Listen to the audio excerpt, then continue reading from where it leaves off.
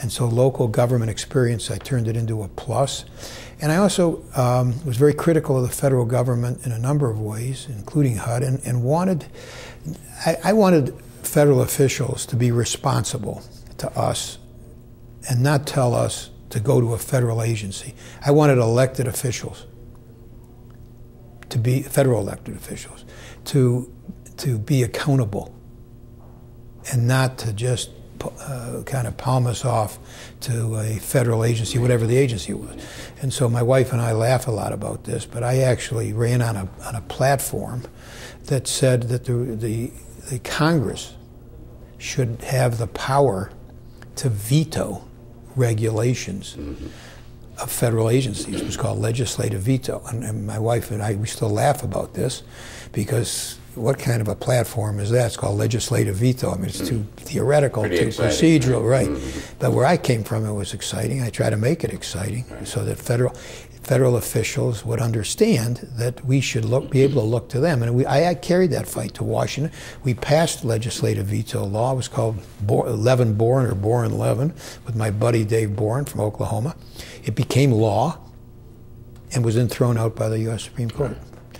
We passed a law. The Supreme Court said you can't do it the way we wanted to do it. You have to allow the president to veto the Congress's veto of a regulation. You can't just let Congress veto a regulation without passing a law to do it, which would in turn go to the president, who then could veto it.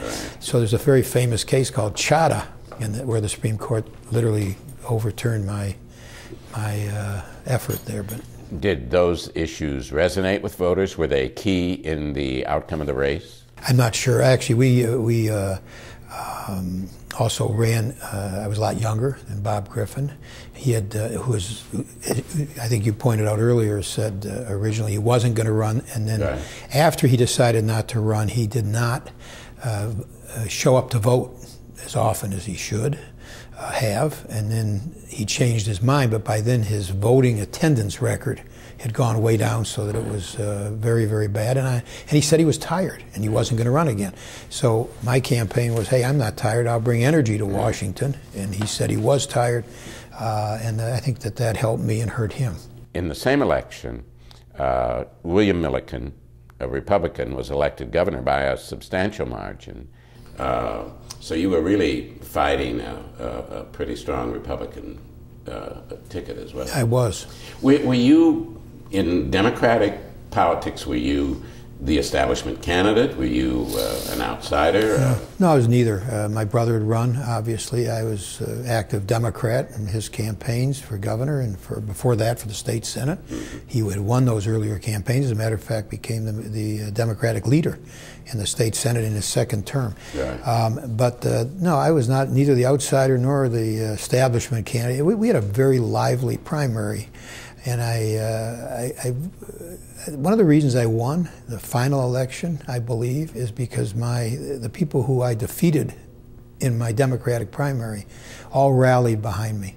Okay. It was a real outpouring of support, and I've always been appreciative of my opponents in the Democratic primary for doing what they did, which is to come to my side and actively support me. How do you come from your background and experience and interest in local government, in civil rights issues and so on, to become now the chair of the Armed Services Committee of the United States Senate? How does that fit? Well, when I was elected, I was asked what committees I wanted to join, and I had never served in the military. I felt that I wanted to know a lot more about defense policy than I did. For me, it was a gap in my background, in my knowledge, and I wanted to fill it. And I felt that I think it was important that people who come from my background understand defense policy and not just be on the outside either carping about it or doing whatever, but being deeply involved in it. So I was appointed to 3 committees at that time, and I'm still on those same 3 committees. I've never changed my committee. I have a small business committee and also governmental affairs committee, which was then called, which has allowed me to become the chairman of the permanent subcommittee on investigations. And that subcommittee, which is a major subcommittee, is what got me involved in the investigations of Enron, of Wall Street, of offshore tax havens, of credit card abuses. And so some of the major legislation in those areas have been assisted and promoted by our investigations. Even though I didn't write the bills, I became actively involved in working with the authors of those bills, because those bills go to different committees than I was on. So like the Wall Street Reform Bill, I had a big chunk of that bill based on our year-long investigation of Wall Street. On the Enron investigation and the abuses which took place there, we got deeply involved in some of the reforms that followed out of the Enron investigation. Credit card reforms, a major bill on credit card reforms.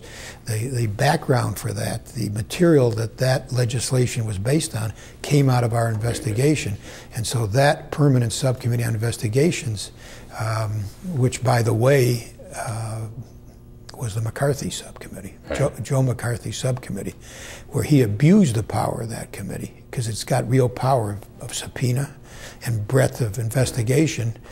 I'm now the chairman of that subcommittee, and that's what gave us the power through the subpoena to go after Wall Street and Enron and these and the credit cards. These folks didn't show up because they wanted to show up. These folks showed up because we subpoenaed them to do that. And so, and I always was interested in that piece of making government work. We talked about that, and the oversight and accountability. That was right back to the HUD issue. And as soon as I got there, I was given a small subcommittee to chair. It was not the permanent subcommittee on investigations. We had 2 or 3 staffers. It was a small subcommittee. But we got involved, for instance, in abuses by the Attorney General of the United States, who was doing some stuff with, that was improper in terms of being given some stock options, things like that, which made him rich, that he never should have been given. And so we went into that right away, right off the bat. When you look at these years, are there key issues that make you eager to get out of bed in the morning? Well, the most critical issues are war and peace issues. So as chairman of the Armed Services Committee, there are issues of Iraq and Afghanistan, for instance, in Bosnia, and what do we do with Al-Qaeda? Those are the most critical. Those are life and death issues for a lot of people, and perhaps for our country. And I spent probably most of my time on those issues. Now, trying to make sure that the president keeps his decision that we're going to begin to reduce forces in Afghanistan in July of 2011. I spend a lot of time on that. I go to Afghanistan many times, a couple times a year usually. I give speeches on the subject because I think it's critically important that the responsibility for Afghan security be shifted to the Afghans. I didn't like the increase in combat troops that the president ordered, and I said so at the time. But what I also said at the time was the decision of the president to begin to reduce our troop presence in July of 2011, about a year and a half after he made the decision to increase our presence. But setting the date to begin to decrease is the most important thing that's right now in front of us. And it's my goal to keep that date in place. There's a lot of pressure on the president to wobble on that one, waffle on it, and to say, well, maybe we won't decrease troops.